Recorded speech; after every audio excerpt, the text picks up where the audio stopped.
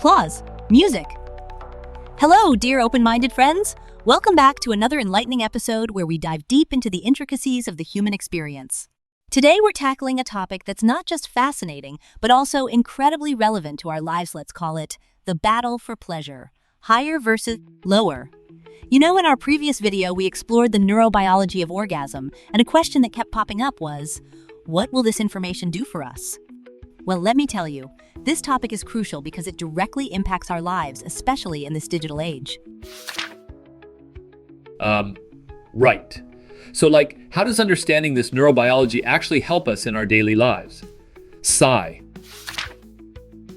Great question. So, we previously discussed how pornography can damage the brain and our sexual lives. Understanding the neurobiology of orgasm helps us grasp why this is such a pressing issue. You see, for millions of years, the primary function of living beings has been reproduction, which is tied to the highest forms of pleasure. But here's the kicker: this pleasure can be abused.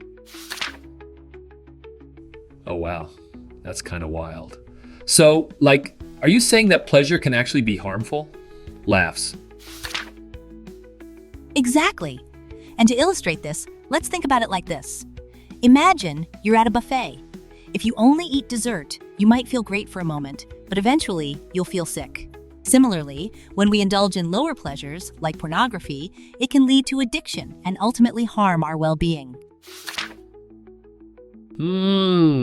That makes sense. But, what about the statistics you mentioned? Sigh. Ah, yes!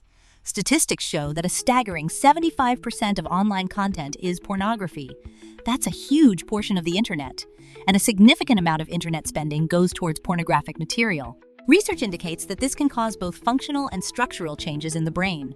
Imaging studies reveal that the brains of those addicted to pornography exhibit severe changes similar to those seen in drug addiction. Whoa, that's intense. So, what happens to our brains when we get addicted to porn? Laughs.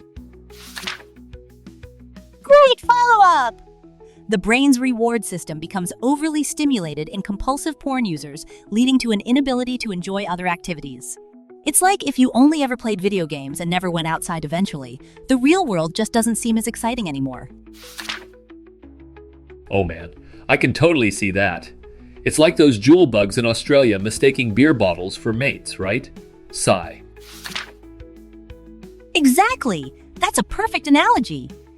Those jewel bugs are mistaking beer bottles for potential mates due to their similar coloration, which is leading to a decline in their population. It's a stark reminder of how extreme stimuli can mislead us. So, how do we combat this issue? Laughs. Well, we need to recognize that while we try to limit access to pornography for young people, we often overlook the importance of higher pleasures, those unique to humans, like learning, emotional connections, and personal growth. Higher pleasures? Can you give me some examples? Sigh. Absolutely. Lower pleasures, like eating, drinking, and consuming media, can lead to addiction.